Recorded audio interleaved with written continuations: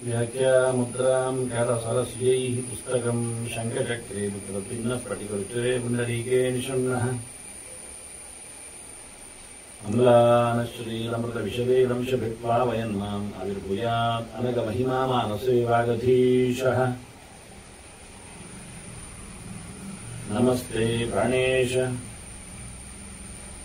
प्रणत विभवाय वनिमग नमस्वामिन् रामप्रियतमानमन् पूर्ण नमस्तुभ्यं भीमप्रबलतम कृष्णेष्ट भगवन् नमः श्रीमन्मध्व प्रदिश पुरुषन्नो जय जय श्रीगुरुभ्यो नमः।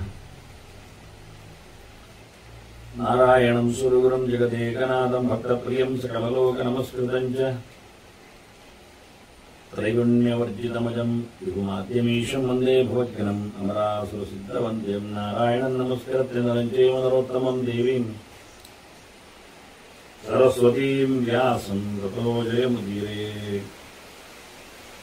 ವೇದವ್ಯಾಸರ ಮಹಾಭಾರತದ ಚಿಂತಕರಿಗೆ ವಂದನೆಗಳು.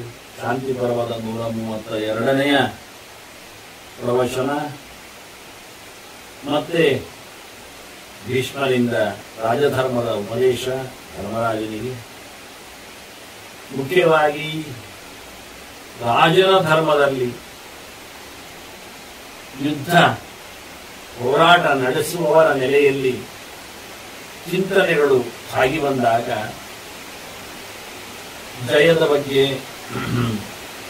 ಜಯಿಸುವುದರ ಬಗ್ಗೆ ಕೆಲವು ಮಾತುಗಳನ್ನು ಕೇಳಿದ ಧರ್ಮರಾಜನಿಗೆ ಭೀಷ್ಮರು ಹೇಳುತ್ತಾರೆ, ಮೊದಲೇ ಹೋರಾಟ ಸರಿಯಿಲ್ಲ ಅಂತ. ಸನ್ನಿಪಾತೋ ನಮಂತವ್ಯ, ಆರುವುದು ತಪ್ಪು, ಹೋರುವುದು ಸರಿಯಲ್ಲ.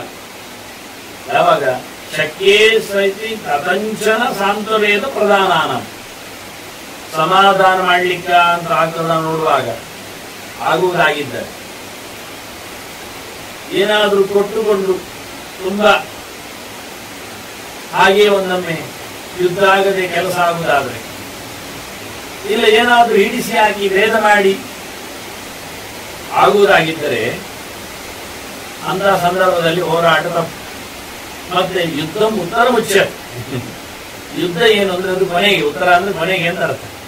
ಕೊನೆಗೆ ಆಯ್ಕೆ ಯಾವುದು ಕೇಳಿದ್ರೆ ಹೋರಾಟದ ಆಯ್ಕೆ. ಅದರಲ್ಲಿಯೂ ಸಂಸರ್ಪೇಣ ಈ ಸೇನಾಯಾ ಭಯಂ ಭೀರುವನ್ ಪ್ರಬಾಧತೆ, ಸ್ವಲ್ಪ ಹೆದರಿಕೆ ಹುಟ್ಟಿಸುವ ಹಾಗೆ ಮಾಡಬೇಕು. ಸೈನ್ಯ ಹೊರಡಬೇಕು, ಜೋರಾಗಿ ಹೊರಡಬೇಕು, ಗದ್ದಲದಲ್ಲಿ ಹೊರಡಬೇಕು, ವಿಶಾಲವಾಗಿ ಹೊರಡಬೇಕು. ಅಂತ ಅನಿಸ್ತದೆ. ಆಗ ಹೆದರಿಕೆ ಆಗ್ತದೆ ಅವರಿಗೆ, ಶತ್ರುಗಳಿಗೆ ಹೆದರಿಕೆ ಆಗುವ ಹಾಗೆ ಸೈನ್ಯ ಹೊರಡುವ ಕೆಲಸ ಮಾಡಬೇಕು. ಏನೆಲ್ಲ ವಾದ್ಯ ವಿಶೇಷಗಳು, ಹೊಡೆಯುವುದೋ ಬೊಬ್ಬೆ ಹೊಡೆಯುವುದೋ, ವಿಶಾಲವಾಗಿ ಹೋಗುವುದೆಲ್ಲ ಮಾಡಿಕೊಂಡು ಹೇಗೆ ಅವರಿಗೆ ಅನಿಸಬೇಕಂದ್ರೆ ವಜ್ರಾಧಿವ ಪ್ರಜ್ವಲಿತ ಸಿಎಂ ಸಿತ್ ಶಪೈಷ್ಯತಿ, ಅವರ ತಲೆಯೊಳಗೆ ಸಿಡಿಲು ಬಡಿಯುತ್ತಾ ಅನಿಸಿಕೊಳ್ಳಬೇಕು. ಆ ರೀತಿ ಹೊಡೆದಾಗ ಸರ್ವನಾಶ ಆಗತ್ತೆ ಅನಿಸಿಕೊಳ್ಳುವ ಮಟ್ಟಿನಲ್ಲಿ ನಿಮ್ಮದು ಹೊರಡಬೇಕು ಸೈನ್ಯ. ಆಗೊಂದೊಮ್ಮೆ ಅವರು ಹೆದರಿಕೊಂಡ್ರೆ ಅಲ್ಲಿಗೆ ಹಿಡಿಬಹುದಲ್ಲ ಮತ್ತೆ ಅಂತ ಮಾತಾಡ್ಲಿಕ್ಕೆ ಮತ್ತೆ ಹೇಳ್ತಾರೋ. ಇದು ಒಂದು ಅವರಲ್ಲಿ ಓಡಿಗೆ ಹುಟ್ಟಿಸುವ ಒಂದು ವಿಧಾನ. ಇನ್ನೊಂದು ಹೇಳ್ತಾರೆ, ಅಭಿಪ್ರಯಾತಾಂ ಸಮಿತಿಂ ಜ್ಞಾತ್ವಾ ಯೇ ಪ್ರತಿಯಾಂತ್ಯಥ ತೇಷಾಂ ಸ್ಯಂದಂತಿ ಗಾತ್ರಾಣಿ ಯೋಧಾನಾಂ ವಿಷಯಸ್ಯ. ರಾಶಿ ಒಂದು ಬಿದ್ದಾಗ ನೋಡ್ತಾರೆ, ಹೋರಾಟಕ್ಕೋಸ್ಕರ ಅವರು ಎದುರು ಬರ್ತಾರೆ. ಬಂದಾಗ ನೋಡಿದಾಗ, ಒಟ್ಟು ಸೇರಿದಾಗ, ಸಂದರ್ಭಕ್ಕೆ ಬಂದಾಗ ಅವರ ಮೈಯೆಲ್ಲ ನಡುತ್ತದೆ, ಜೊತೆಯಲ್ಲಿ ಬೆವರ್ತದೆ. ನೋಡಿ, ಎರಡನೇ ಲಕ್ಷಣ, ಹೆದರಿಕೊಂಡದ್ದೊಂದು, ಬೆವರಿದ್ದೊಂದು. ಹಾಗೆ ಆಗ್ಬೇಕು. ಹತ್ತಿರ ಹೋಗಿ ಗಾಬರಿ ಹುಟ್ಟಿಸುವಂತೆ ಸೈನ್ಯವನ್ನು ತರಬೇಕು. ಮೊದಲು ಹೇಳ್ತಾರೆ ಇನ್ನು ಮುಂದಕ್ಕೆ, ವಿಜಯಾತ್ ವ್ಯಥತೆ ರಾಜನ್ ಸರ್ವ ಸಸ್ಥಾಣು ಜಂಗಮ. ಸೋಲು ಅಂದ್ರೆ ಎಲ್ಲರಿಗೂ ಹೆದರಿಕೆ, ನೆಲಕ್ಕೂ ನೆಲೆಗೂ ಎಲ್ಲಕ್ಕೂ. ಎದುರು ನಿಂತ ಮರಮಟ್ಟಿಗಳಿಗೂ ಸಹ ದೇಶದಲ್ಲಿ ಸೋಲು ಅಂದ್ರೆ ಸರಿಯಾಗುವುದಿಲ್ಲ. ಇನ್ನು ನಡೆದಾಡುವಗಳ ಬಗ್ಗೆ ಏನು ಹೇಳುವ. ಹೀಗಾಗಿ ಎಲ್ಲರೂ ಸೋಲಿನಿಂದ ಗಾಬರಿ ಪಡುತ್ತಾರೆ. ಅಸ್ತ್ರ ಪ್ರತಾಪ ತಪ್ತಾನ ಮಜ್ಜಾಹ ಸೀದಂತಿದೆ ಹಿನ್ನ. ಹೊಡೆತದಿಂದ ಅಭ್ಯಾಸವುಳ್ಳವರಿಗೆ ಎಲ್ಲಿಯಾದ್ರೂ ಇನ್ನು ಮತ್ತೆ ಶಸ್ತ್ರದಲ್ಲಿ ಇದು ಅಸ್ತ್ರ ಮಂತ್ರ ಪ್ರಯೋಗ ಮಾಡ್ತಾರಲ್ಲ, ಆಗ ಅವರ ಮೈಯ ಚರ್ಮ ಅಲ್ಲ ಮಜ್ಜಾಹ ಸೀದಂತಿ ಅಂತಾರೆ. ಮ್ಯಾರೋಸ್ ಒಳಗೆ ಕೂತಿರತಕ್ಕ ಪಸೆಗಳು ಸಮೇತ ಹಾರಿ ಹೋಗ್ತಾವೆ, ಇಳಿದು ಹೋಗ್ತಾವೆ ಅಂತ. ಹೀಗೆ 2-3 ಹಂತದಲ್ಲಿ ಗಾಬರಿ ಆಗುವುದು, ಕಣ್ಣೆಲ್ಲ ಗಾಬರಿ ಪಟ್ಟುಕೊಂಡು ತೆರೆದು ಬಿಡುತ್ತದೆ, ಬಾಯೆಲ್ಲ ಒಣಗ್ತದೆ, ಮೈಯೆಲ್ಲ ಬೆವರ್ತದೆ, ಕೊನೆಗೆ ಅವರ ಜಂಘಾಬಲವೇ ಉಳಿದು ಹೋಗ್ತದೆ. ಹೀಗೆ ಮಾಡಿಕೊಂಡ್ರೆ ಇಂಥದ್ದು ನಡೆಸಿಬಿಟ್ರೆ ತೇಷಾಂ ಸಾಂತ್ವಂ ಕ್ರೂರ ಮಿಶ್ರಂ ಪ್ರಣೇತವ್ಯಂ ಪುನಃ ಪುನಃ. ಇಂಥವರ ಹತ್ರ ಹೋಗಿ ಸಾಮ ವಿಷಯವನ್ನು, ಸಾಮ ಪ್ರಭೇದವನ್ನು ನಿಧಾನಕ್ಕೆ ಶುರು ಮಾಡಬೇಕು. ಹೋರಾಟ ಮಾಡುವುದಿಲ್ಲ ಅಂತ ತಿಳಿಸಿ,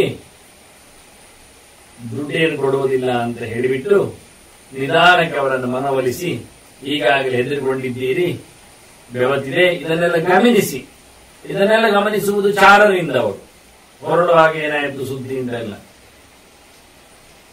ಹೀಗೆ ಗಮನಿಸಿ ಅವರಲ್ಲಿ ಸ್ವಲ್ಪ ಜೋರಾಗಿಯೇ ಸಾಮ ಪ್ರಭೇದವನ್ನು ಉಪಯೋಗಿಸಬೇಕು. ಕ್ರೂರ ಮಿಶ್ರನು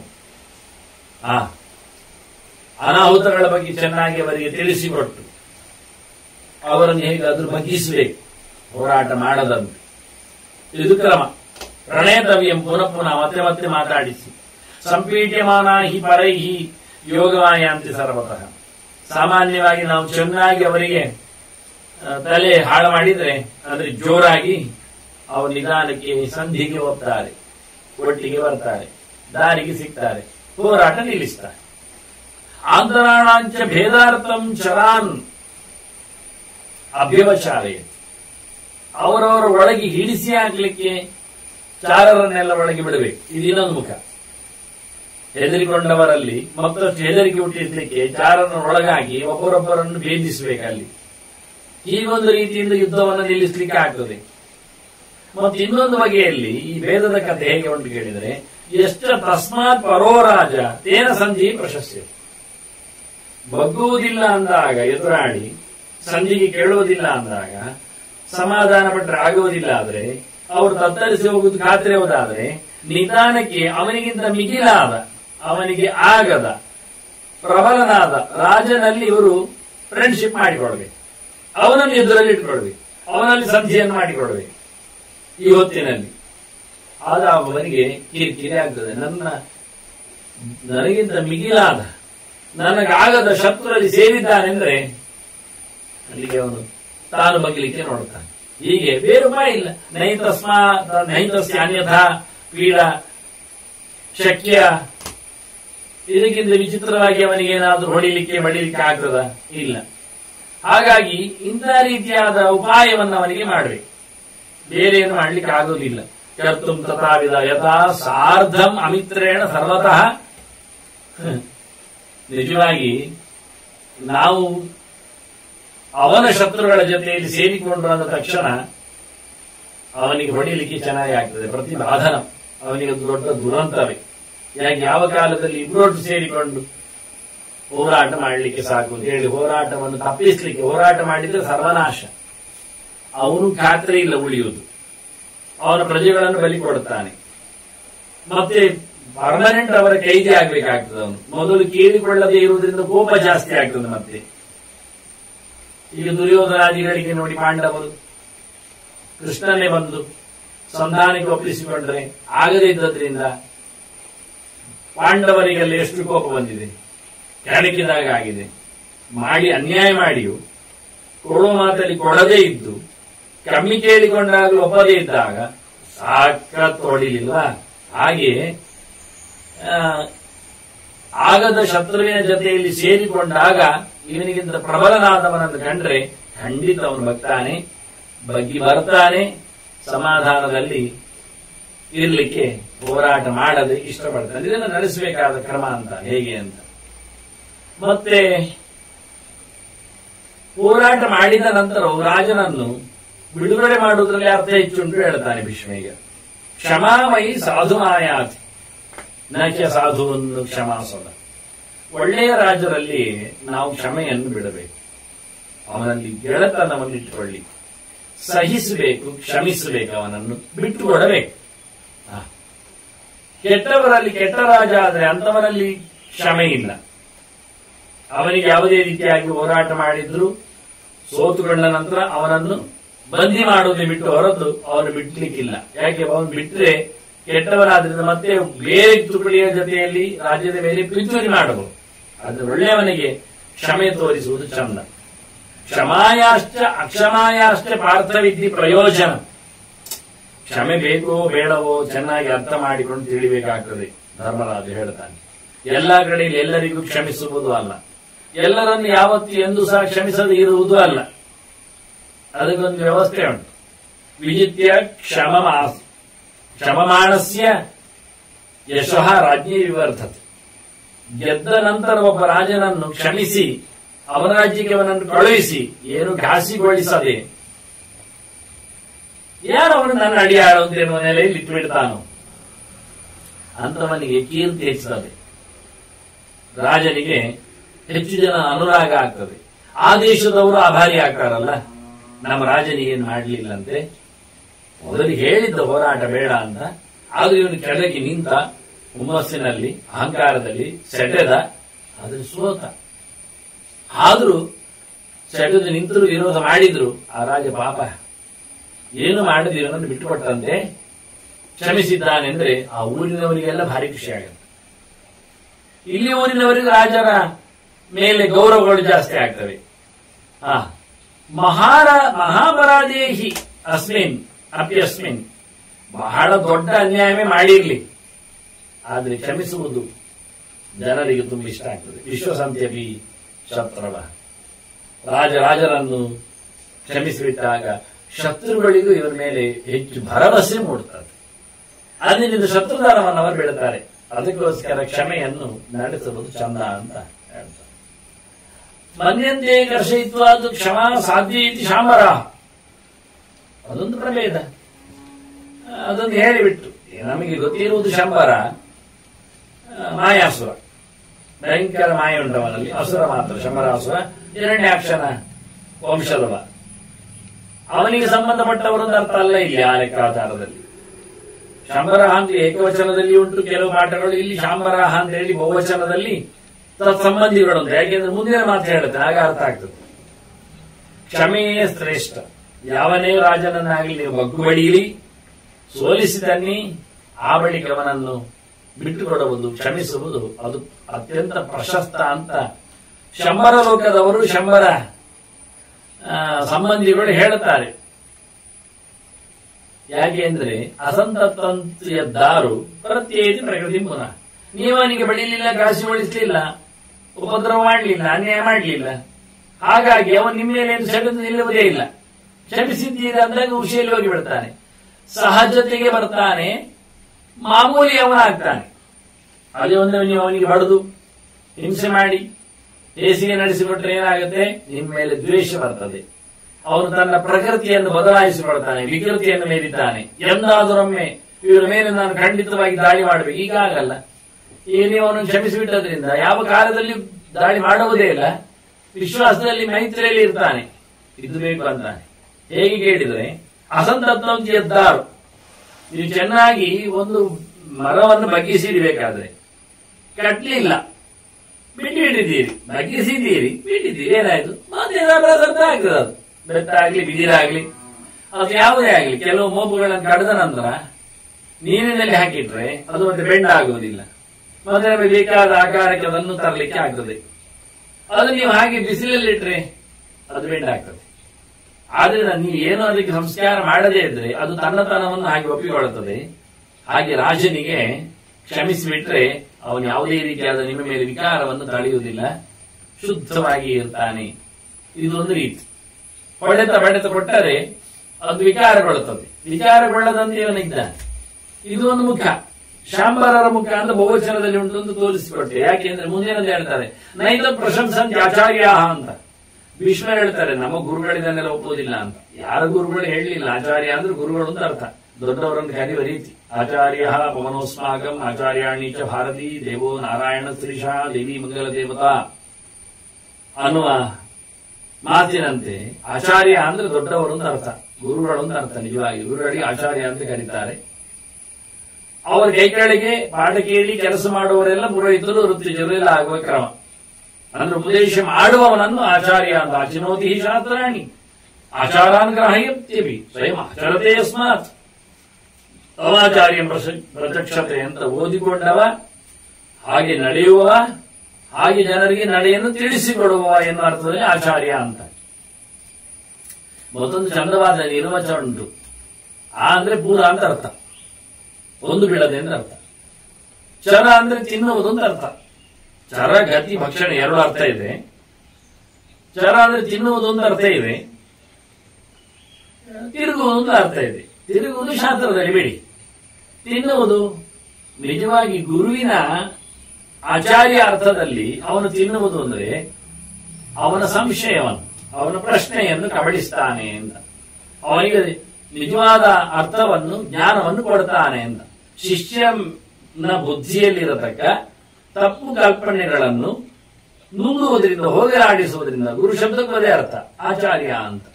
ಒಟ್ಟು ಅರ್ಥ ಏನು ಕೇಳಿದ್ರೆ ನುಂಗುವವ ಅಂತ. ಆಚಾರ್ಯ ಅಂದ್ರೆ ಪೂರಾ ನುಂಗುವವ. ಕೆಲವು ಶಿಷ್ಯರದ್ದು ಕೆಲವರು ದುಡ್ಡು ನುಂಗ್ತಾರೆ, ಕೆಲವು ಒಳ್ಳೆಯ ಗುರುಗಳಾದ್ರೆ ಕೆಲವು ಶಿಷ್ಯರದ್ದು ಅವರ ತಪ್ಪು ಕಲ್ಪನೆಗಳನ್ನು ಪರಿಮಾರ್ಜನೆ ಮಾಡ್ತಾರೆ. ಈಗ ಆಚಾರ್ಯ ಅಂತ ಹೆಸರಿಟ್ಟುಕೊಳ್ಳುವವರು ಸ್ವಲ್ಪ ಗಟ್ಟಿಗರಾಗಬೇಕು. ಯಾಕೆಂದ್ರೆ ಅವರು ವಿದ್ಯೆ ಮಾರ್ಗದಲ್ಲಿದ್ದು ಆ ಹೆಸರಿಟ್ಟುಕೊಂಡ್ರೆ ನುಂಗ್ತಾರೆ ಹೇಳುವುದು ಸತ್ಯ. ಏನು ಅಂತ ಕೇಳಿದ್ರೆ ಶಿಷ್ಯಕೃತವಾದ ಶಿಷ್ಯನಲ್ಲಿರತಕ್ಕ ಅಜ್ಞಾನಾದಿಗಳನ್ನು ಹೇಳಲಿಕ್ಕೆ ಆಗ್ತದೆ. ಅದು ಬಿಟ್ಟು ಅವನು ಅಧ್ಯಯನದ ಪರಂಪರೆ ಇಲ್ಲದವ ಗಡದಲ್ಲಿ ಆಚಾರ್ಯ ಅಂತ ಹಾಕಿಕೊಂಡ್ರೆ ಏನ್ ನುಂಗ್ತಾನೆ ಅಂತ ಕೇಳಬೇಕಾಗ್ತದೆ. ಅವನಿಗೂ ಗತೆ ಏನು ಅಂತ. ಹಾಗಾಗಿ ಅದರದ್ದು ಸರ್ತಾರ್ಥ ನುಂಗ್ತಾನೆ ಅಂತ. ಏನೇನೋದು ಅರ್ಥ. ಕುಡಿಬಾರದು ಅಂತ ಹೇಳಿದಾಗೆ, ಕುಡಿಬಾರದು ಅಂತ ಹೇಳಿದ್ರೆ ಎಲ್ಲಿ ಹೇಳಿದ್ದು, ಏನನ್ನು ಹೇಳಿದ್ದು? ಯಾವುದು ಕುಡಿದ್ರೆ ಕುಡಿದವನಿಗೆ ತನ್ನ ಬಲಗಾಲಿ ಎಡಗಾಲಿ ಯಾವುದೊಂದು ಗೊತ್ತಾಗುವುದಿಲ್ಲವೋ, ಕಂಬವೋ ಮನೆಯೋ ಅಂತ ಗೊತ್ತಾಗುವುದಿಲ್ಲ ಅಂತದ್ದನ್ನು ಕುಡಿಬಾರದು ಅಂತಲ್ವಾ? ಹಾಗೆ ಶಬ್ದ ಹೇಳಬೇಕಾಗಿಲ್ಲ. ನಿಂತಿಂತಾನೆ ಅಂತ ಹೇಳಿಬಿಟ್ರೆ ಏನ್ ತಿಂತಾನೆ? ಶಿಷ್ಯನ ತಲೆ ತಿಂತಾನೆ. ಹಾಗಾಗಿ ಆಚಾರ್ಯ ಶಬ್ದದ ಅರ್ಥ ಇವರು ಹೇಳ್ತಾರೆ ಭೀಷ್ಮರು, ನೈತ ಪ್ರಶಂಸಂತೆ ಆಚಾರ್ಯ, ನಮ್ಮ ಅಂತ ಹೇಳಲಿಲ್ಲ, ಗುರುಗಳು ಇದನ್ನೆಲ್ಲ ಒಪ್ಪುವುದಿಲ್ಲಯ್ಯ. ಕ್ಷಮಿಸಬೇಕೇನು ಅಂದ್ರೆ ಧರ್ಮರಾಜನಿಗೆ ಕ್ಷಮೆ ಮಾಡುವುದು ಭಾರಿ ಇಷ್ಟ. ಭೀಷ್ಮರು ಹೇಳ್ತಾರೆ ಕ್ಷಮೆ ಒಪ್ಪುವುದಿಲ್ಲ. ನಚೈತದ್ ಸಾಧು ದರ್ಶನ, ಇದು ಒಳ್ಳೆಯದಲ್ಲ. ಯಾಕೆಂದ್ರೆ ಯಾವ ಕಾಲದಲ್ಲಿ ಅವರು ಅದನ್ನೇ ಬೇಡ್ತಾ ಇರ್ತಾರೆ, ಅನ್ಯಾಯ ಮಾಡುದು ಅವ ಕ್ಷಮಿಸ್ತಾನೆ ಅಂತ. ಕ್ಷಮಿಸ್ಲಿಕ್ಕೆ ಇರ್ಲಿಕ್ಕೆ ಹೋಗಿ ಅವರು ಅನ್ಯಾಯ ಮಾಡುದು ಜಾಸ್ತಿ ಆಗ್ತದೆ. ಆದ್ರಿಂದ ನಿಜವಾಗಿದ್ದು ಒಪ್ಪಲಿಕ್ಕಿಲ್ಲ. ಮತ್ತೆ ಅಂತರಾಜರನ್ನು ಏನ್ ಮಾಡ್ಲಿಕ್ಕೆ ಅಂದ್ರೆ ಅಕ್ರೋಧೇನ ಅವಿನಾಶೇನ ನಿಯಂತ್ರವ್ಯ ಸ್ವಪುತ್ರವತ್. ತನ್ನ ಮಕ್ಕಳಿಗೆ ಯಾವ ರೀತಿಯಲ್ಲಿ ಶಿಕ್ಷಣ ಕೊಡ್ತಾನೆ ನೋಡಿ. ಅತ್ತ ಅವನಿಗೆ ಶಿಕ್ಷಣವೂ ಆಗ್ಬೇಕು, ಇತ್ತ ಶಿಕ್ಷೆಯೂ ಆಗ್ಬೇಕು. ಹಾಗೆ ಸಿಟ್ಟು ಮಾಡಿಕೊಂಡು ಮಾಡಿದ್ರೆ ಪ್ರಯೋಜನ ಇಲ್ಲ, ಅದು ಇನ್ನಷ್ಟು ಜಾಸ್ತಿ ಆಗತ್ತೆ. ಆದ್ರೆ ಬಗ್ಗಿಸದೆ ಉಪಾಯ ಇಲ್ಲ. ಆ ನಂತರ ಹೊಡೆತ ಆಗಿದ್ರೆ ಕೈಕಾಲು ಮುರಿದು ಹೋಗ್ತದೆ. ಹೀಗೆ ನಾಶ ಆಗಬಾರದು, ಸಿಟ್ಟು ತರಬಾರದು, ಬಗ್ಲಿಕ್ಕೆ ಆಗಬೇಕು. ಈ ರೀತಿಯಾಗಿ ಶತ್ರುವನ್ನು ಮಾಡಬೇಕು ಕ್ರಮವಾಗಿ. ಅವನನ್ನು ಕ್ಷಮಿಸಿ ಬಿಡುವುದಲ್ಲ, ಅವನನ್ನು ನಯವಂಚನೆಯಲ್ಲಿ ನಮ್ಮ ಅಡಿಯಾಳಾಗಿರುವಂತೆ ಅವನನ್ನು ಚೆನ್ನಾಗಿ ನೋಡಿಕೊಳ್ಳಬೇಕು. ಮಕ್ಕಳನ್ನು ತಿದ್ದುವಂತೆ ಇದು ಭಾರಿ ರಿಸ್ಕ್. ಈ ಕಾಡು ಪ್ರಾಣಿಗಳನ್ನಾದ್ರೆ ಅವುಗಳಿಗೆ ಚೆನ್ನಾಗಿ ಹೊಡಿಬಹುದು ಕಲಿಸಲಿಕ್ಕೆ. ಅವುಗಳು ಮತ್ತೆ ನಮ್ಮ ಮೇಲೆ ವಿಪರೀತವಾಗಿರತಕ್ಕಂಥ ಸಿಟ್ಟನ್ನಾಗಲಿ ಪ್ರದರ್ಶನ ಮಾಡಲಿಕ್ಕೆ ಅವುಗಳು ಬರುವುದಿಲ್ಲ, ಅದು ನಮಗೆ ಗ್ಯಾರಂಟಿ ಇದೆ. ಅದೇ ಒಂದೊಮ್ಮೆ ನಾವು ಮಕ್ಕಳ ಮೇಲೆ ಆ ರೀತಿಯಾಗಿ ಕ್ರೌರ್ಯವನ್ನು ತೋರಿಸಿದ್ರೆ ಈಗ ಚಪ್ಪೆ ಆದಾರು ಇಲ್ಲ, ಸಮಯಕ್ಕಾದಾರು, ಅದು ಸತ್ಯ. ಇತ್ತೀಚೆಗೆ 10-15 ಹುಡುಗ ಯಾವುದೋ ಒಂದು ಹುಡುಗಿಯ ಆಸೆಯಲ್ಲಿ ಕೂತವ, 15 ಅವನಿಗೆ ಮನೆ ಮಂದಿಯಲ್ಲಿ ಅವನಿಗೆ ಆ ಅಭಿಪ್ರಾಯ ಇಲ್ಲ ಅಂದಾಗ ಶಾಲೆ ಅವ ತನ್ನ 40-50 ವರ್ಷದ ತಂದೆ ತಾಯಿ ಅಣ್ಣಂದಿರನ್ನು, ಅಣ್ಣನಿಗೆ 20, ಇವನಿಗೆ 15, ತಂದೆ ತಾಯಿಗಳಿಗೆ 40-45 ಮುಗಿಸಿಬಿಟ್ಟಿದ್ದಾನೆ. ಕಾದು ಕುಳಿತು ರಾತ್ರಿ ಅವರನ್ನು ಕಡಿದಿದ್ದಾನೆ. ಅಂದ್ರೆ ಏನರ್ಥ ಆಯ್ತು? ಎಂತಹ ಮಕ್ಕಳು ಯಾವ ರೀತಿಯಾಗಿ ಕ್ರೌರ್ಯದ ಒಳಗೆ ತಮ್ಮನ್ನು ಮಾಡಿಕೊಡ್ತಾರೆ ಅನ್ನೋದು ಅರ್ಥ ಆಗುವುದಿಲ್ಲ. ರಿವೆಂಜಿನ ಕತೆ ಅವುಗಳಿಗೆ ಗೊತ್ತಿಲ್ಲ ಎನ್ನುವುದು ಸತ್ಯ. ಆದರೆ ಆಗುವುದು ಕ್ರಿಯೆ ಮಾತ್ರ ಗ್ಯಾರಂಟಿ. ಅದನ್ನು ಬಹಳ ಬ್ಯಾಲೆನ್ಸಿಂಗ್ ಆಗಿ ಇಲ್ಲಿ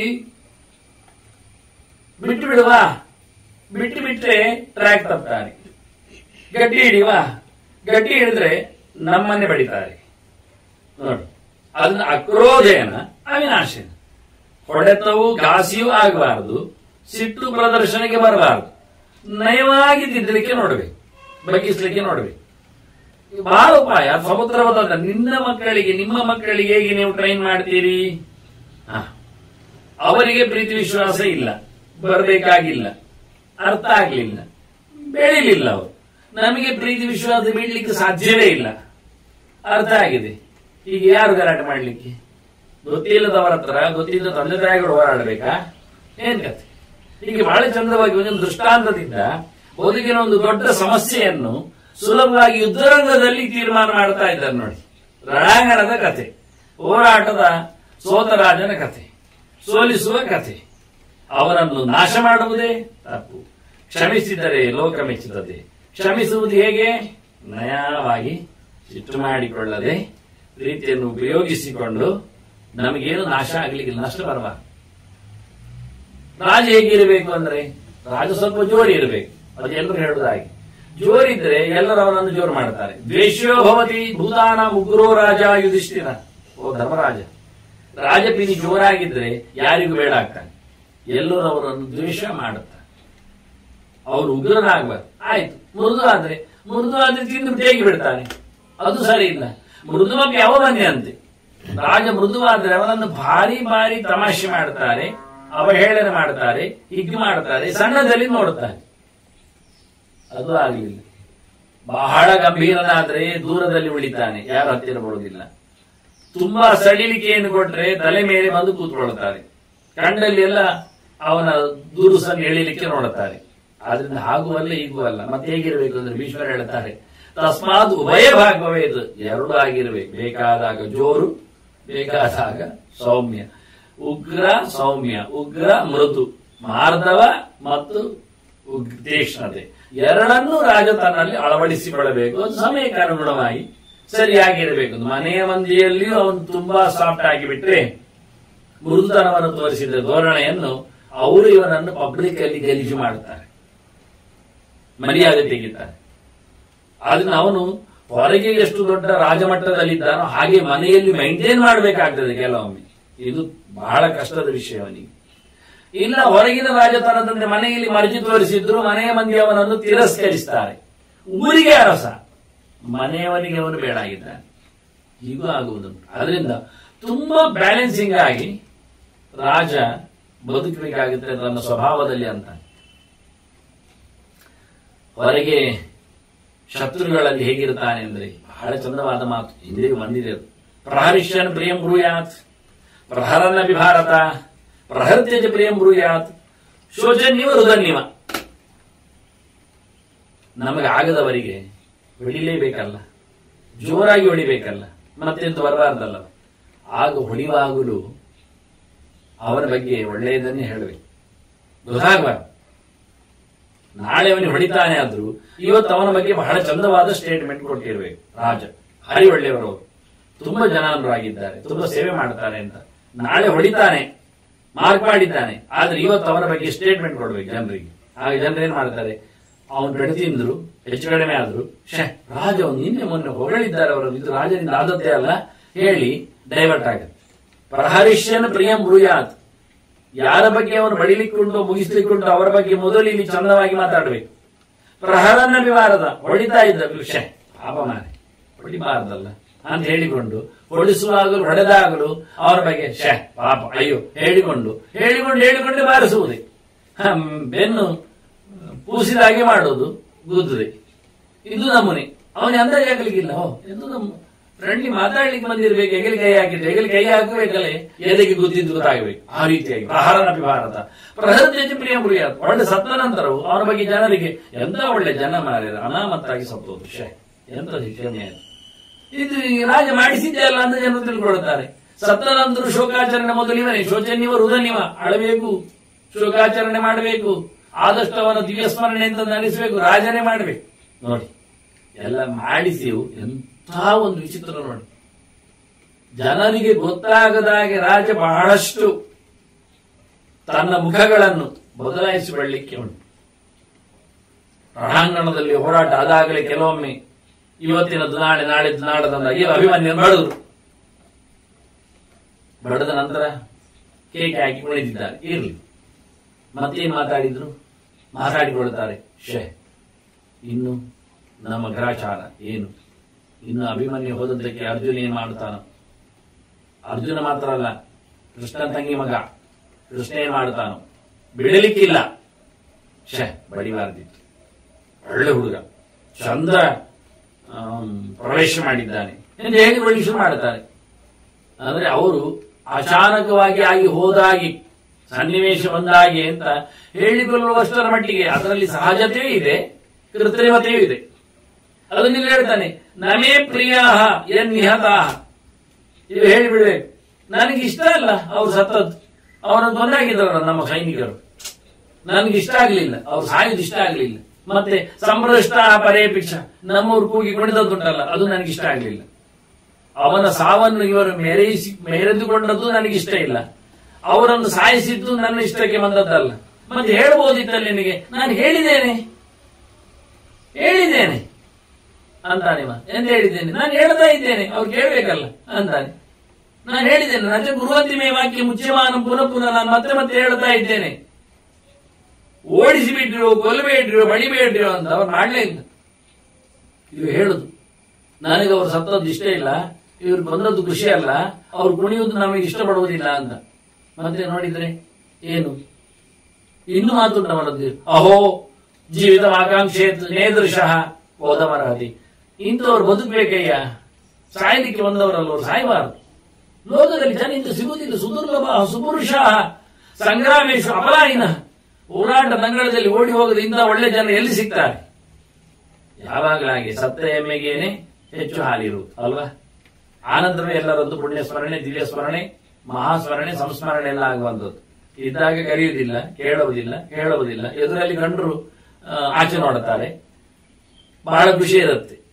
ಅದನ್ನ ಹೇಳ್ತಾನಿವ, ನಿಜವಾಗಿ ಅವ್ರು ಸಾಯಬಾರ್ದಿತ್ರಿ, ಅವ್ರನ್ನ ಕೊಲ್ಲುವುದಿತ್ತ, ನಾನು ಹೇಳ್ತಾ ಇದ್ದೆ, ಅಂತವ್ರು ಎಲ್ಲಿ ಸಿಗ್ತಾರೆ ಅಂತ ಹೇಳಬೇಕು.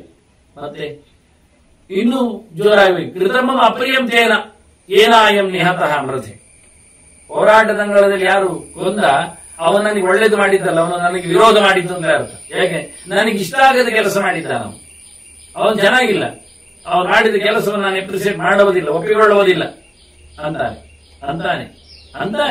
ಇದು ಆಚಾ ವದನ್ ಅಂದ್ರನ್ನು ಪೂಜೆ ಎದುರ ಹೋಗತ್ತ. ಹೀಗೆ ಬಾಯಲ್ಲಿ ಹೊರಗೆ ಬೊಬ್ಬೆ ಹಾಕಬೇಕು, ಒಳಗೋಗಿ ಬಂದು ಚಂದ ಮಾಡಿದ ವಿಷಯ ಹೇಳಿ ಅವನನ್ನು ರಹಸ್ಯವಾಗಿ ಸನ್ಮಾನ ಮಾಡಬೇಕು. ಭೀಷ್ಮರು ಹೇಳಿಕೊಡುವ ನಮೂನೆ. ಹೊರಗಿಂದ ರಾಜನಿಗೆ ಇವನು ಸಾಯುವುದು ಇಷ್ಟ ಇಲ್ಲ ಅಂತ ರಾಜನೇ ಬಾಯಿ ಬಿಡಬೇಕು. ಕೊಂದವನ ಬಗ್ಗೆ ಅವಹೇಳನಕಾರಿಯಾದ ಸ್ಟೇಟ್ಮೆಂಟ್ ಕೊಡಬೇಕು. ಸರಿ ಇಲ್ಲ ಮಾಡಿದ್ದು, ನನಗೆ ಇಷ್ಟ ಮಾಡಿದ್ದಲ್ಲ ಕೆಲಸ ಅಂತ. ಅಂತವ್ರು ಬದುಕಿದ್ರೆ ಬಹಳ ಚೆನ್ನಾಗಿರ್ತದೆ ಹೇಳಬೇಕು. ಆದ್ರೆ ಕೊಂದವನನ್ನು ಚೆನ್ನಾಗಿ ಗುರುತಿಸಿ ಒಳ್ಳೆದು ಮಾಡಿದೆ ನೋಡಿ ಹೇಳಿ ಅವನನ್ನು ವೈಯಕ್ತಿಕವಾಗಿ ಅವನನ್ನು ಗಮನಿಸಿ ಗುರುತಿಸಿ ಅವನು ಬಿಡಬೇಕು. ಇದೆಲ್ಲ ನಮಗೆ ಪಬ್ಲಿಕ್ ಹೇಳಿಕೊಟ್ರು ನೋಡಿ. ಆದ್ರಿಂದ ಮಾಡುವುದೆಲ್ಲ ಗೊತ್ತಾಗುತ್ತೆ. ಮತ್ತೆ ಅಂದ್ರಣಾಂಚ ಅದಾನಾಂಚ ಪೂಜಾ ಗುರಿಯಾದ ಯಥಾರ್ಥದ. ಸತ್ತವನಿಗೂ ಮರ್ಯಾದೆ, ಸುಟ್ಟವನಿಗೂ ಮರ್ಯಾದೆ ನೋಡಿ. ಪೆಟ್ಟು ಕೊಟ್ಟವನಿಗೂ ಒಳಗಿಂದ ಸನ್ಮಾನ, ಲಕ್ಷಗಟ್ಟಲೆ ಪುರಸ್ಕಾರ, ಸತ್ತವನಿಗೂ ಒಂದಿಷ್ಟು ಗ್ಯಾರಂಟಿ, ಉಚಿತ. ಅಯ್ಯೋ ಪಾಪ ಸತ್ತರವರು ಹೇಳಿ ಅವರಿಗೆ ಪರಿಹಾರದನ, ಸತ್ತವನಿಗೂ ಹೋದ ಅವನಿಗೊಂದು 12 ಮಾಡ್ಲಿಕ್ಕಾದ್ರೂ ಆಗ್ತದೆ ಈ ದುಡ್ಡು. ಮತ್ತೆ ಏನು ವಿಚಿತ್ರ ನೋಡಿ, ಅವನಿಗೂ ಇವರಿಗೆ ಇವೆಲ್ಲ ವಿಷಯ ಹೇಳಿಕೊಡ್ತಾನೆ. ರಾಜ ಬದುಕಬೇಕಾದ್ರೆ ಹೀಗಿರ್ತದೆ ಅಂತ. ಸತ್ತವನಿಗೂ ಸಂತಾಪವನ್ನು ಸೂಚಿಸು, ಜನ ಗಳಿಸು, ಒಂದಿಷ್ಟು ಅಕ್ಕಿ ತೆಂಗಿನಕಾಯಿ ಹಾಕಿಬಿಡು, ಏನಾದ್ರೂ ಒಳ್ಳೆಯ ಚಟ್ಟ ಮಡೆ ಮಾಡಿ ಹಾಕ್ತಾರೆ ಅಂತ. ಕೊಂದವನ ಮನೆಗೂ ಒಂದಿಷ್ಟು ಪುರಸ್ಕಾರ, ಬ್ಯಾಜ್, ಬಂಗಾರದ ಮೆಡಲ್, ಇನ್ನಷ್ಟು ಜನ ನಿಂತವರು ನೋಡಿಕೆ ಸಾಯಿಸು. ನನಗೆ ಆಗುವುದಿಲ್ಲ ಅವರು, ಆದ್ರೆ ಆಗುವುದಿಲ್ಲ ಅಂತ ಹೊರಗೆ ಹೇಳುವುದಿಲ್ಲ, ಹೊರಗೆ ಆಗ್ತದೆ ಹೇಳ್ತೇನೆ, ನೀನು ಮುಗಿಸ್ಬಿಡಿ. ಅದು ಯಥಾರ್ಥವಾಗಿ ಇಬ್ಬರ ಮೇಲೂ ಅವನಿಗೆ ಗಮತ್ ಮಾಡ್ಲಿಕ್ಕೆ ಉಂಟು ನೋಡಿ. ಕ್ರೋಶೇತ್ ಬಾಹುಂ ಪ್ರಗರ್ಹ್ಯಾಪಿ, ಕೈ ಮೇಲೆ ತಗೊಂಡು ಬೊಬ್ಬೆ ಹಾಕ್ಬೇಕಂದ್ರೆ ಬಹಳ ಚೆನ್ನಾಗಿ. ಯಾಕೆ? ಜನರನ್ನು ಹಿಡಿಬೇಕಲ್ಲ ಅದಕ್ಕೆ. ಜನಸಂಗ್ರಹಂ ಆಕರ್ಷಂ, ಜನರಿಗೆ ಇವರು ಒಳ್ಳೆಯವನೊಂದು ಗೊತ್ತಾಗಲಿಕ್ಕೆ ಹೀಗೆಲ್ಲ ಮಾಡ್ಲಿಕ್ಕೆ ಉಂಟಂತ. ಏವಂ ಸರ್ವಾಸು ಅವಸ್ಥಾಸು ಸಾಂತ್ವಪೂರ್ವಂ ಸಮಾಚಾರ. ಎಲ್ಲಿ ನೋಡಿದರಲ್ಲಿ ರಾಜನಲ್ಲಿ ಕೋಪ, ತಾಪ, ಆಟಾಟೋಪ ಎಲ್ಲ ಕಾಣಬಾರ್ದು. ಎಲ್ಲ ಸಾಂತ್ವನ, ಸುಲಭದಲ್ಲಿ ಕೆಲಸ ಮಾಡ್ತಾರೆ. ಸಾಮನೆ, ಅವನಲ್ಲಿ ಸಿಟ್ಟಿಲ್ಲ, ಭರ ಇಲ್ಲ ಅಂತ ಹೇಳಿಗೋಸ್ಕರ ಅಯ್ಯೋ ಪಾಪ ಅನ್ನಿಸಿಕೊಳ್ಳುವ ಹಾಗೆ ಮಾತಾಡಿದ್ರೆ ಈ ಎಲ್ಲಾ ಅವಸ್ಥೆಗಳಲ್ಲಿ ಅವನು ಭಾರಿ ಚೆನ್ನಾಗಿದ್ರೆ ಜನ ತುಂಬಾ ಇಷ್ಟ ಆಗ್ತದೆ. ಪ್ರಿಯೋ ಭವತಿ ಭೂತಾನಾಂ ಧರ್ಮಜ್ಞ ವಿಗತ ಭೀಹಿ ನೃಪಃ ಅಂತ. ಭೀತ ಭೀಹಿ, ಏನು ಹೆದರಿಕೆ ಇಲ್ಲದ ರಾಜ ಬದುಕ್ತಾನೆ. ಜನರ ಪೂರ್ವ ವಿಶ್ವಾಸ ಕಳೆದಿದ್ದಾನೆ. ಜನರಿಗೆ ಭಾರಿ ಖುಷಿ ಆಗತ್ತೆ. ನೋಡಿ, ಅವನು ಸಾಯಿಸುವ ಇಷ್ಟ ಇರಲಿಲ್ಲ, ಸತ್ತ ಮನೆಗೆ ಒಂದಿಷ್ಟು ಕಳಿಸಿ ಬೇರೆ ಕೊಟ್ಟಿದ್ದಾನೆ. ಅವನನ್ನು ಬೇರೆ ಬೈದಿದ್ದಾನೆ ಪಬ್ಲಿಕ್ ಅಲ್ಲಿ. ಹೌದು, ಪಬ್ಲಿಕ್ ಅಲ್ಲಿ ಬೈದಿದ್ದಾನೆ ಸಾಯಿಸಿದವನನ್ನು. ಅದ್ರ ಒಳಗಿಂದ ಗುಟ್ಟಾಗಿ ಮಾಡಿಕೊಟ್ಟದ್ದು ಯಾರಿಗೂ ಗೊತ್ತಿಲ್ಲ. ಹಾಗೆ ಹೇಳುವ ರೀತಿ ಅವರು ಚೆನ್ನಾಗಿರ್ತದೆ. ಪಬ್ಲಿಕ್ ಅಲ್ಲೇ ರಾಜ ಕ್ಷಮೆ ಕೇಳ್ತಾನೆ, ಅಯ್ಯೋ ಪಾಪ ಅಂದಿದ್ದಾನೆ ಅಂತ. ನಿಜವಾಗಿಯೂ ಹೀಗೆ ಪ್ರಜೆಗಳಿಗೆಲ್ಲ ಇಷ್ಟ ಆಗ್ತಾನೆ, ಪ್ರಜೆಗಳ ವಿಶ್ವಾಸವನ್ನು ಪಡಿತಾನೆ. ವಿಶ್ವಸ್ತ ಶಕ್ಯತೆ ಭೋಕ್ತಂ ಯಥಾಕಾಲಂ ಸಮುಚಿತ. ರೆಡಿಯಾಗಿರ್ಬೇಕು, ಎಲರ್ಟ್ ಆಗಿರ್ಬೇಕು, ಎಚ್ಚರ ತಪ್ಪಬಾರದು. ಮತ್ತೆ ಇವನ ಇನ್ನೊಂದು ಕಡೆಯಲ್ಲಿ ಯಾರಾದ್ರೂ ಹೇಳಿ ಅವನಿಗೆ ಒಳ್ಳೇದಾಯ್ತು ಅಂತ ಹೇಳಿಬಿಟ್ಟಿದ್ದೇನೆ ಹೇಳಿದ್ರೆ ಅವನ ಇನ್ನೊಬ್ಬರಿಗೆ ತಿಳಿಸಿಬಿಟ್ರೆ ಹೊರಗೆ ಡಂಗರ್ ಹಾಕ್ತದೆ. ಯಾವ ಕಾಲದಲ್ಲಿಯೂ ರಾಜ ಮಾಡಿದ ಹೆಚ್ಚು ಕಡಿಮೆಗಳನ್ನು ಒಳಗೊಂದು ಹೊರಗೊಂದಿನ ಧಾರಾವಾಹಿಯ ಕಥೆಯನ್ನು ಯಾವತ್ತು ರಾಜ ಹೇಳಲಿಕ್ಕೆ ಹೊರಗೆ ಬರಬಾರದು ಯಾರಿಗೂ. ಹಾಗಿದ್ದರೆ ಪ್ರಜೆಗಳ ವಿಶ್ವಾಸಕ್ಕೆ ಬಲಿಯಾದವನಾಗಿ ಬಹಳ ಚೆನ್ನಾಗಿ ಒಳ್ಳೆ ರೀತಿಯಿಂದ ರಾಜ್ಯವನ್ನು ಮಾಡಲಿ. ರಾಜ್ಯ ಮಾಡಬೇಕಾದ್ರೆ ಎಷ್ಟು ಚೆನ್ನಾಗಿ ರಾಜಕಾರಣ ಉಂಟು ನೋಡಿ. ಒಳ್ಳೆ ರಾಜ್ಯ ಮಾಡ್ತಾನೆ. ರಾಜ್ಯದಲ್ಲಿ ಒಳ್ಳೆ ಅವನಿಗೆ ಭೋಗಭಾಗ್ಯಗಳಿಗೇನು ಕೊರತೆ ಇಲ್ಲದಾಗಿ ಜನಗಳು ಬಿಟ್ಟಿರ್ತಾರೆ.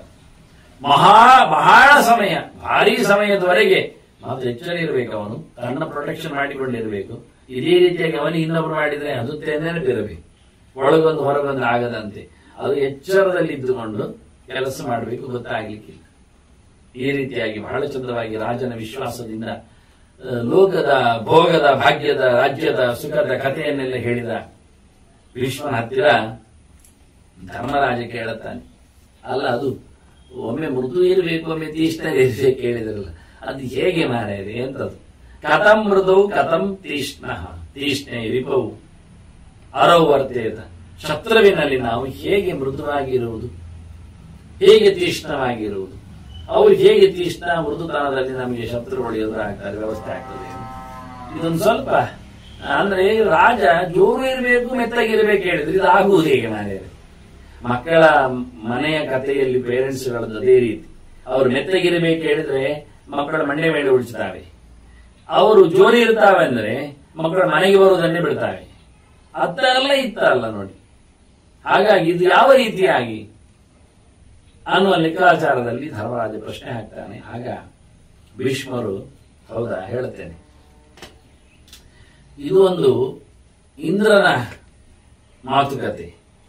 ಅವನು ತನ್ನ ಗುರುಗಳಲ್ಲಿ, ದೇವಗುರುಗಳು ಬೃಹಸ್ಪತಿ ಆಚಾರ್ಯ, ಅವರಲ್ಲಿ ಮಾತಾಡಿಕೊಂಡಿದ್ದಾನೆ. ಒಂದು ಕೇಳಿದ್ದಾನೆ, ನೋಡಿ ಬೃಹಸ್ಪತಿ ದೇವತೆಗಳ ಗುರುಗಳು, ಅವರು ಇಂದ್ರನಿಗಿಂತ ಕೆಳಗೆ ಯೋಗ್ಯತೆಯಲ್ಲಿ ಮುಖ್ಯವಾಗಿ. ಇಂದ್ರ ಭಾರಿ ಎತ್ತರದಲ್ಲಿದ್ದಾನೆ ಒಂದು ದೃಷ್ಟಿಯಿಂದ, ಆದರೆ ಗುರುಸ್ಥಾನದಲ್ಲಿ ಕುಳ್ಳಿರಿಸಿದ್ದಾನಲ್ಲ, ಒಂದೆರಡು ಸತಿ ಹೆಚ್ಚಿನ ಆದದ್ದಕ್ಕೆಲ್ಲ ಪಡಿಸಿದ್ದಾನಲ್ಲವ ಗುರುಗಳಿಂದ. ಹಾಗಾಗಿ ಅವನು ಬೃಹಸ್ಪತಿಂ ದೇವಪತಿಂ ಅಭಿವಾದ್ಯ ಕೃತಾಂಜಲಿ ಹೋಗಿ ನಮಸ್ಕಾರ ಮಾಡಿ ಕೈ ಮುಗಿದು ಕೇಳು. ಅಂದ್ರೆ ಕೇಳುವ ಸಂಗತಿ ಇದ್ದಾಗ ಗುರುಗಳಿಗೆ ದೊಡ್ಡವರಾಗಲಿ ಸಣ್ಣವರಾಗಲಿ ಕೈ ಮುಗಿಬೇಕು, ಕಾಲಿಡಿಬೇಕು, ತಲೆ ಬಗ್ಗಿಸ್ಬೇಕು. ನೋಡಿ ಅವನು ಕಮ್ಮಿ ಅಲ್ಲ, ಬೃಹಸ್ಪತಿ ಒಳ್ಳೆ ಬುದ್ಧಿವಂತ, ಸರಿ. ಇಂದ್ರನಿಗಿಂತ ಬುದ್ಧಿವಂತನ ಅಂತ ನೀನು ಕೇಳಬಹುದು. ನಿಜವಾಗಿ ಜ್ಞಾನ ಮತ್ತು ಆನಂದ ಯೋಗ್ಯತೆ ಅದು ದೊಡ್ಡದೇ ಯಾವಾಗಲೂ. ಇಂದ್ರನಿಗಿಂತ ಬೃಹಸ್ಪತಿ ಜ್ಞಾನದಲ್ಲಿಯೂ ದೊಡ್ಡವೇನಲ್ಲ, ಆದ್ರೆ ವ್ಯವಹಾರದಲ್ಲಿ ಅವನನ್ನು ಗುರುಸ್ಥಾನದಲ್ಲಿ ಇಟ್ಟಿದ್ದಾನೆ. ಹಾಗಾಗಿ ಅವನಲ್ಲಿ ಕೇಳಿ ನಡಿಬೇಕಾದ ಕರ್ತವ್ಯ ಅಷ್ಟೇ ಮಾಡಬೇಕು. ಮಾಡುವಾಗ ಸೀದೋಗಿ ಜಬರ್ದಸ್ತಿನಲ್ಲಿ ಜಾಪಿನಲ್ಲಿ ಇಲ್ಲ, ಆ ಪ್ರೊಸೀಜರ್ ಅಲ್ಲಿ ಆಗ್ಬೇಕು. ಗುರುಸ್ಥಾನದಲ್ಲಿ ಕೂತ ಗುರುಗಳಿಗೆ ಉಳಿದವರು ಏನ್ ಮಾಡ್ತಾರೆ ನೋಡಿ, ಕೃಷ್ಣ ಹೇಳುದು, ಉತ್ಸಿ ದೇವರಿ ಮೇಲೆ ಹೋಗ ಅನುಕೂಲಿ ಕರ್ಮ ಜೀವನ. ಜನ ನಾನು ಮಾಡುವುದಿಲ್ಲ ಅಂದ್ರೆ ಏನ್ ಮಾಡೋದಿಲ್ಲ, ಮತ್ತೆ ನನ್ನನ್ನು ತೋರಿಸಿ. ಆದ್ರಿಂದ ನಾನು 3 ಹೊತ್ತು ಜಪ ಮಾಡ್ತೇನೆ, ನಾನು ನದಿಯಲ್ಲಿ ಮುಳುಗಿ ಮೀತೇನೆ, ನಾನು ಬೆಳಿಗ್ಗೆ ಬೇಗ ಎದ್ದು ಬ್ರಹ್ಮ ಮುಹೂರ್ತ ಉಪಯೋಗಿಸಿಕೊಳ್ತೇನೆ ಅಂತ ಹೇಳಿಬಿಡ್ತಾನೆ. ನನ್ನದು ದಿನಚರಿ ಹೀಗೆ ಉಂಟು. ಯಾಕಿಲ್ಲ ನನ್ನನ್ನು ನೋಡಿ ಜನ ಹೇಳುವುದಿಲ್ಲ. ನನಗೆ ಕೃಷ್ಣ ಕೃಷ್ಣ ಹೇಳಲಿಕ್ಕಿಲ್ಲ, ಆದ್ರೆ ಉಳಿದವರು ಹೇಳಲಿಕ್ಕೆ ಉಂಟು. ಆದ್ರೆ ಏನ್ ಮಾಡುದು, ನಾನು ಕೃಷ್ಣ ಕೃಷ್ಣ ಹೇಳುದು, ಹೇಗೆ ಅವ್ರು ಹೇಳಲಿಂದ ನಾನು ಹೇಳುವುದು ಅಂತಾನೆ. ನಾನು ಮಾಡಿ ತೋರಿಸಬೇಕಾಗತ್ತೆ, ಹೇಳಿದ್ರೆ ಕೇಳೋದಿಲ್ಲ ಅವರು. ಆದ್ರಿಂದ ಇಂದ್ರನು ಮಾಡಿ ತೋರಿಸ್ತಾನೆ. ದೇವತೆಗಳ ಒಡೆಯನಾದ್ದರಿಂದ ಬೃಹಸ್ಪತಿಗಳಿಗೆ ಜ್ಞಾನದ ವ್ಯಕ್ತಿಗೆ ಯಾವತ್ತೂ ಮನ್ನಣೆ ಇದೆ, ದೊಡ್ಡವರಿಂದ ಸಣ್ಣವರಿಂದ. ಪ್ರತ್ಯುದ್ಯಮ ಪ್ರಶ್ರಯಣಾಭಿವಾದನ ವಿಧೀಯತೆ ಸಾಧುಮಿತ ಸುಮಧ್ಯಮೆ ಅಂತ ಪಾರ್ವತಿ ಶಿವ ಹೇಳಿಲ್ವ ದಕ್ಷಿಣ ಪ್ರಕರಣದಲ್ಲಿ. ಯಾರಾದರೇನಯ್ಯ ಬಂದ ಹಾಗೆದ್ದು ನಿಲ್ಲುವುದು, ಬರಮಾಡಿಸಿಕೊಳ್ಳುವುದು, ಅಪ್ಪಿಕೊಳ್ಳುವುದು, ಒಳ್ಳೆಯ ಮಾತನ್ನಾಡುವುದು ಸರಿತಾನೆ ಉಂಟಲ್ವಾ ಅಂತ. ಇದು ಸಜ್ಜನರ ಕಥೆ, ಅದರಲ್ಲಿ ದೊಡ್ಡತನದ ಕಥೆ ಅಂತ. ಕೃಷ್ಣ ಓಡಿ ಬಂದು ಅಜಯ ಅಂತ ಹೇಳಿ ವಿಶ್ವನಿಗೆ ನಮಸ್ಕಾರ ಮಾಡೋದಿಲ್ಲ, ಅವಾದ್ರೆ ಅಜ್ಜ. ಧರ್ಮರಾಜನಿಗೆ ನಮಸ್ಕಾರ ಮಾಡ್ತಾನೆ ಅಂತ ಕರ್ಮ, ಏನು ದೊಡ್ಡ ಸಂಗತಿ ಅಲ್ಲ. 1.5 ವರ್ಷ ದೊಡ್ಡವ ಧರ್ಮರಾಜ ಅಷ್ಟೇ, ಒಂದು ಲೆಕ್ಕಾಚಾರದಲ್ಲಿ 1.5-2 ವರ್ಷ ದೊಡ್ಡವನಲ್ಲಿದ್ದಾನೆ. ಹೀಗಿದ್ರು ಕೃಷ್ಣ ಫಾರ್ಮ್ಯಾಲಿಟಿಯನ್ನು, ಲೋಕ ಪ್ರಜ್ಞೆಯನ್ನು ತೋರಿಸಲಿಕ್ಕೋಸ್ಕರ ಮಾಡಿ ತೋರಿಸ್ತಾನೆ. ಅದೇ ದುಶ್ಯಾಸನಾದಿಗಳೆಲ್ಲ ಮಾಡಲಿಲ್ಲ ಭೀಮನಿಗೆ, ಕೃಷ್ಣ ಮಾಡಿ ತೋರಿಸ್ತಾನೆ. ಮುಂದಿನ ಇರಲಿ, ಅವರೆಲ್ಲ ದೊಡ್ಡವರು ಇಟ್ಟುಕೊಳ್ಳುವ ಸಂಬಂಧಿಗಳಲ್ಲಿ, ಇವರೆಲ್ಲ ಬಹಳ ಹತ್ತಿರದಲ್ಲಿದ್ದವರು. ಕೃಷ್ಣನಿಗೆ ಅರ್ಜುನ ಮಾಡೋದಿಲ್ಲ, 10 ವರ್ಷ ಕಡಿಮೆ ನಮಸ್ಕಾರ ಮಾಡೋದು, ಅದು ದೊಡ್ಡ ಸ್ಥಾನವನ್ನು ನೋಡಿಟ್ಟುಕೊಳ್ಳುವ. ಅದು ಮಾಮೂಲಿ ಫಾರ್ಮ್ಯಾಲಿಟಿ ಬಿಡ್ಲಿಕ್ಕಿಲ್ಲ ಹೇಳಿ ಇವನು ಹೋಗಿ ಕೈ ಮುಗಿದು ಎದುರು ನಿಂತು ಕೇಳ್ತಾನೆ ಕೂತ್ಕೊಂಡು. ಉಪಸಂಗಮ್ಯ ಅಲ್ಲಿ ಹತ್ತಿರ ಹೋಗಿ ಕೇಳಿದ್ದಾನೆ. ಮತ್ತೆ ಕೇಳ್ತಾ ನಿಲ್ಲಿಕ್ಕೋಸ್ಕರ ವಾಸವ ಪರವೀರ ಪಪ್ರಚ್ಛ ಹತ್ತಿರ ಹೋಗಿ ಪ್ರಶ್ನೆ ಕೇಳಿದ. ಏನು ಅಂತ ಕೇಳಿದ? ಸಾಮಾನ್ಯ ಅಲ್ಲ, ದೊಡ್ಡ ಸಂಗತಿ ಗೊತ್ತವನಿಗೆ, ಶತ್ರುಗಳನ್ನು ಪೀಡಿಸುವಲ್ಲಿ ಎಕ್ಸ್ಪರ್ಟೆ. ಆದ್ರೂ ನಿಮ್ಗೆ ಕೇಳುದು ಶತ್ರುಗಳ ವಿಷಯದಲ್ಲಿ ಒಂದು ಮಾತುಂಟು ಅಂತ. ಎಂತದ್ದು ಮಾರಾಯ? ಅಹಿತೇಶು ಕಥಂ ಬ್ರಹ್ಮನ್ ವರ್ತಯೇಹು ಅತಂತ್ರಿತ. ಶತ್ರುಗಳ ವಿಷಯದಲ್ಲಿ ನಾನು ಹೇಗಿರಬೇಕು ಎಚ್ಚರವಾಗಿ ಹೇಳಿ, ಹೆಚ್ಚು ಕಡಿಮೆ ಆಗದಂತೆ, ನನಗೇನು ಆಗಬಾರದು ಆ ರೀತಿಯ. ಅದೇಂತದು? ಅಸಮುಚ್ಛಿದ್ಯ, ಅವರನ್ನು ಮುಗಿಸಿ ಇರುವುದು ಅರ್ಥ ಅಲ್ಲ, ಅದಲ್ಲ. ಅದು ಇಲ್ಲದೇನೆ ಚೈವೈತಾನ್, ಈ ನನ್ನ ಶತ್ರುಗಳನ್ನು ನಿಯಚ್ಛೇದ ಉಪಾಯತಃ, ನಾನು ಉಪಾಯದಿಂದ ಅವನನ್ನು ನನ್ನ ಅಂಗೇಲಿ ಬರುವಾಗಿ ಮಾಡಬೇಕು. ನಾನು ಬಡ್ಕೊಂಡು ಹೊಡ್ಕೊಂಡು ಎಲ್ಲ ಅಲ್ಲ. ಹಾಗೆ ನಾನು ಎಚ್ಚರ ತಪ್ಪದೆ, ನಾನು ಎಲ್ಲಿಯಾದ್ರೂ ಒಂಚೂರು ಆಚೀಚೆ ಆದ್ರೂ ನನಗೇನು ಅವಘಡ ಆಗ್ಬೋದು. ಹಾಗೆ ಯಾವ ಬಗೆಯಿಂದ ನಾನು ಅವರನ್ನು ಕಿಂ ಕುರ್ವಾಣಂ, ನಾನು ಏನು ಮಾಡಿದರೆ ನಮೇ ಜಕ್ಯಾತ್ ಜ್ವಲಂತಿ ಶ್ರೀಹಿ ಪ್ರತಾಪಿ, ನನ್ನ ಶತ್ರು ಪ್ರತಾಪನವಾಗಿರತಕ್ಕ ಏನೊಂದು ಐಶ್ವರ್ಯ ಇದೆ, ಸಂಪತ್ತಿದೆ, ಅದು ನನ್ನನ್ನು ಬಿಟ್ಟು ಹೋಗಬಾರದು. ನಾನೇನೋ ಚೆನ್ನಾಗಿ ಶತ್ರುಗಳನ್ನು ವರ್ಧನೆ ಮಾಡದೆ ಕೂತ್ರೆ, ಅವರೇ ನನ್ನ ಮೇಲೆ ಮತ್ತೆ ಪ್ರಭಾವ ತೋರಿಸಿದ್ರೆ, ನನ್ನ ಈ ಜಯಶ್ರೀ ಇದ್ದಾಳಲ್ಲ, ಗೆಲುವು ತಂದು ಕೊಡುವವಳು, ಶತ್ರುಗಳನ್ನು ಬಡಿದು ಹಾಕತಕ್ಕಂಥ ಏನೊಂದು ನಮ್ಮದು ಸ್ಪಿರಿಟ್ ಇದೆ, ಶಕ್ತಿ ಇದೆ, ಅದು ನಾಳೆ ಅವರನ್ನು ಆಶ್ರಯಿಸಿದ್ದು. ಇದಾಗಿದೆ, ಆಗ್ತದೆ. ಬಲಿಯನ್ನು ಹಾಗೆ ಮುತ್ತಿಗೆ ಹಾಕಿದ್ದು ಲಕ್ಷ್ಮಿ, ಹಾಗೆ ಬಲಿಯಲ್ಲಿ ಬಹಳ ಚೆನ್ನಾಗಿ ಅಂತ ಪ್ರತಾಪ ಶಕ್ತಿ ಇದೆ ಹೇಳಿ ಅಲ್ಲಿ ಒಪ್ಪುದು ಬಿಟ್ಲು ಇಂದ್ರನ ಈ ಗುರುವಿನ ಶಾಪಕ್ಕೆ ಬಲಿಯಾದ್ದಕ್ಕೆ. ಅದರಿಂದ ಗುರುಗಳ ಹತ್ರ ಕೇಳುತ್ತಾನೆ, ನಾನು ಶತ್ರುಗಳನ್ನು ಮರ್ದನ ಮಾಡಿ ನಾನು ಅವರಿಂದ ಮೇಲೆ ಅಂತ ಕಾಣಬಾರ್ದು, ನಾನು ಅವರನ್ನು ಕಂಟ್ರೋಲ್ ಮಾಡಿ ನಾನು ಅವರಿಂದ ಮೇಲೆ ಅಂತ ಆಗಬೇಕು. ಅದಕ್ಕೆ ಯಾವ ರೀತಿ ಮಾಡಿದರೆ ಹೇಗಿದ್ರೆ ಆಗ್ತದೆ, ನಾನು ಯಾವತ್ತು ಸೋಲರಿಯದ ವ್ಯಕ್ತಿ ಆಗಬೇಕು. ಮೊದಲೇ ಹಾಕಿದ್ದಾರೆ ಪರವೀರ ಅಂತ ಭೀಷ್ಮರು. ಸಕಲ ಶತ್ರುಗಳ ನಿರ್ಮೂಲನೆಯಲ್ಲಿ ಬದ್ಧಕಟಿಯಾಗಿರತಕ್ಕಂಥ ಇಂದ್ರ ಕೇಳಲಿಕ್ಕೆ ನಿಲ್ಲವನಿಗೆ, ಅವನು ಸಕಲ ಇಂದ್ರಿಯಗಳ ಅಭಿಮಾನಿ ಬೇರೆ ಎಲ್ಲರದ್ದು, ಸೋಲಿಸ್ಲಿಕ್ಕೆ ಅವನಿಗೆ ಬರ್ತದೆ ಅಲ್ಲಿ ಕೂತು. ಆದ್ರೂ ಅರಿವು ಇರಲಿ, ಕೆಲವೆಲ್ಲ ಪ್ರಶ್ನೆಗಳನ್ನು ಸಾಧಕರು ಮಾಡಿದಾಗ ಅದು ಅವರಿಗೆ ಬಂದು ತಿಳ್ಕೊಳ್ಬಾರ್ದಂತೆ. ನಮಗೆ ಕೆಲವೊಮ್ಮೆ ಯೋಚನೆ ಬರ್ತದೆ, ಅಯ್ಯ ಇಷ್ಟು ದೊಡ್ಡ ಪ್ರಶ್ನೆ ಅವರದ್ದು ಪಾಪ ಅಲ್ಲ, ಅವರು ನಮಗೆ ಕೇಳಿದ್ದು, ಅವರಿಗೆಲ್ಲ ಕೇಳಿ. ಯದ್ಯಪೇಶಾಶಂಕ ಅರ್ಜುನಸ್ಥೆ ನಾಸ್ತಿ ಯಥಾಪಿ ಲೋಕದ ಪ್ರಾಪ್ತ ನಿರಾಕರಿಷ್ಯತೆ ಅಂತ ಆಚಾರ್ಯ ಮಧ್ವರು ಭಾಷ್ಯ ಬರೀತಾರೆ ಗೀತೆಗೆ ಬಂದಾಗ. ಇದು ನಿಜವಾಗಿ ಅರ್ಜುನನ ಪ್ರಶ್ನೆ ಅಲ್ಲ, ಇಷ್ಟು ಸಣ್ಣದಾದ ಪ್ರಶ್ನೆ ಅರ್ಜುನನಲ್ಲಿ ಇಲ್ಲ. ಅದು ಇದು ಲೋಕಕ್ಕೆ ಬರಬಹುದಲ್ಲ ಆ ಪ್ರಶ್ನೆ, ಅದಕ್ಕೆ ಮಧ್ಯದಲ್ಲಿ ಅದು ಉತ್ತರ ಹೇಳಿಕೊಂಡು ಹೋಗ್ತಾನೆ. ಯಾಕೆ ಕೇಳಿದ್ರೆ ಇದು ಗೀತೆ ಯಾರಿಗಾಗಿ? ಅರ್ಜುನನಿಗಾಗಿ ಅಲ್ವಾ? ಅಲ್ವಾ? ಹೌದು. ಮತ್ತೆ ಅರ್ಜುನನಿಗಾಗಿ ಗೀತೆ ಆದ್ರೆ ಮಹಾಭಾರತದಲ್ಲಿ ಅದನ್ನ ಯಾಕೆ ಇಟ್ಟದ್ದು? ಅಂದ್ರೆ ಅರ್ಜುನ ಗೀತೆಯನ್ನು ಕೇಳಿದ, ವಿಶ್ವರೂಪವನ್ನು ಕಂಡ ಅನ್ನುವ ಸಬ್ಜೆಕ್ಟ್ ಅನ್ನು ಸಂಜೆಗೆ ಹೇಳಿದ ಧೃತರಾಷ್ಟ್ರನಿಗೆ ಅರ್ಥ ಆಯ್ತು. ಮತ್ತೆ ನಮಗೆ ಗೊತ್ತಾಗ್ಬೇಕಲ್ಲ ಏನ್ ಹೇಳಿದ ಅಂತ, ಅದಕ್ಕಿಟ್ಟು ಓದಿ ಗೀತೆಯನ್ನು ವಿಶ್ವರೂಪನನ್ನು ಕಾಣಿ ಅಂತ. ಹೀಗಾಗಿ ಲೋಕಕ್ಕೋಸ್ಕರ ಚಿಂತನೆಗಳು ಬೇಕು ಅಂತ ಹೇಳಿ ಇದನ್ನು ವಿಸ್ತಾರಗೊಳಿಸ್ತಾರೆ. ಆದ್ರೆ ಇಂದ್ರ ಬೃಹಸ್ಪತಿಗಳ ಹತ್ತಿರ ಹೋದಾಗ ಏನು ಗೊತ್ತಿಲ್ಲದೆ ಬೋತಾಳನಾಗಿ ಕೇಳಿಕೊಂಡು ತಿಳ್ಕೊಳ್ಬೇಡಿ. ಅದಕ್ಕೆ ಈ ಶಬ್ದಗಳೆಲ್ಲ ಜೋರು ಮಾಡಿದವು, ಪರವೀರಹ ಅಂತೆಲ್ಲ ಹಾಕುವ ಶಬ್ದಗಳು. ಒಳ್ಳೆಯ ಸಾಮರ್ಥ್ಯ ಉಂಟವನಿಗೆ. ಅದು ನಮಗಾಗಿ ಇಂದ್ರ ಬೃಹಸ್ಪತಿ ಆಚಾರ ನಾವು ಸಹ ಗುರುಗಳನ್ನು ಮಾತಾಡಿಸಬೇಕು ಅಂತ. ಅಪ್ಯಚ್ಯುತೋ ಗುರುದ್ವಾರ ಪ್ರಸಾದ ಕೃತಿ ಅಂತ ಅರ್ಜುನ ಗಾಬರಿ ಪಟ್ಟಾಗ, ನಾಳೆ ಹೊಡಿಬೇಕು ಜಯದ್ರಥನು ಅಂದಾಗ ಕೃಷ್ಣ ಅವನನ್ನು ಕೈಲಾಸಕ್ಕೆ ಕರ್ಕೊಂಡು ಹೋಗ್ತಾನೆ ಸ್ವಪ್ನದಲ್ಲಿ. ಅಲ್ಲಿ ಅವನಿಗೆ ರುದ್ರನಿಂದ ವರವನ್ನು ಪಡಿಸಿ ಮೊದಲು ತಂದಾಗಿದೆ ಅವನು ಪಾಶುಪತಾಸ್ತ್ರ ಎಲ್ಲ, ಮತ್ತೆ ರಿಕಲೆಕ್ಷನ್ ಎನ್ನುವ ನೆಲೆಯಲ್ಲಿ ಮತ್ತೊಮ್ಮೆ ಸ್ಮರಣೆ ಆಗಲಿ ಅಲ್ಲ ಕೃಷ್ಣನೇ ಮಾಡಬಹುದಲ್ಲ, ಮಾಡಿದ್ದಾನೆ, ಬೇಕಾದಷ್ಟು ಅಪ್ಪಿಕೊಂಡಿದ್ದಾನೆ ಅವನನ್ನು ಹೋರಾಟದಲ್ಲಿ ಸೋತಾಗ. ಈಗ ಏನೊಂದು ಬೇಕು ಅಂದ್ರೆ ಗುರುಗಳ ಮೂಲಕ ಇರಲಿ ಅಂದ್ರೆ ಗುರು ಸ್ಥಾನದಲ್ಲಿ ಗುರು ಕೂತರೆ ಅವನಿಂದ ಬರಬೇಕು ಎನ್ನುವುದು ಸತ್ಯ. ಅವನಿಗೊಂದು ಪಾಯಿಂಟ್, ಅವನಿಗೊಂದು ಅವಕಾಶ. ಹಾಗೆ ಇಂದ್ರ ತಾನೇ ಮಾಡೋದಾಗಿದ್ರು ಇರ್ಲಿ ಗುರುಗಳು ಅಂತ ಹೇಳಿ ನಾವು ಸಹ ಯಾವತ್ತು ಶ್ರೀ ಗುರುಭ್ಯೋ ನಮಃ ಹೇಳುವಂತಾಗಲಿ ಅಂತ ಹೇಳಲಿಕ್ಕೆ ಇಂತಹ ಪಾಠ ಮಾಡಿದ್ರೆ, ಇಂಥ ಅನೇಕ ಪಾಠಗಳಿಗಾಗಿ ನಡುವೆ ಭೀಷ್ಮ ಸಂವಾದಗಳನ್ನು ಎತ್ತಿಡಿತಾನೆ. ಅವರೇನು ಉತ್ತರ ಕೊಡ್ತಾರೆ ಎನ್ನುವುದನ್ನು ಮತ್ತೆ ಎಂತಹ ವ್ಯಕ್ತಿ ಅಂದ್ರೆ ತುಂಬಾ ತಿಳ್ಕೊಂಡವ ಅನ್ನುವ ಮಾತು ಬರುತ್ತೆ. ಧರ್ಮಾರ್ಥ ಕಾಮಾನಾಮ್ ಅಂತ ಹಾಗೆ ತಿಳಿದಿರತಕ್ಕಂಥ ಗುರು ಏನು ಮಾತಾಡಿದ ಅನ್ನೋದ್ರ ಬಗ್ಗೆ ಭೀಷ್ಮರು ಹೇಗೆ ಹೇಳುತ್ತಾರೆ ಧರ್ಮರಾಜನ ಎನ್ನುವುದನ್ನು ಮತ್ತೆ ನಾಳೆ ಸೇರಿದಾಗ ಕೇಳುವ. ವಂದನೆಗಳು. ಶ್ರೀಕೃಷ್ಣ ಅರ್ಪಣ. ನಾರಾಯಣ ನಾರಾಯಣ ನಾರಾಯಣ.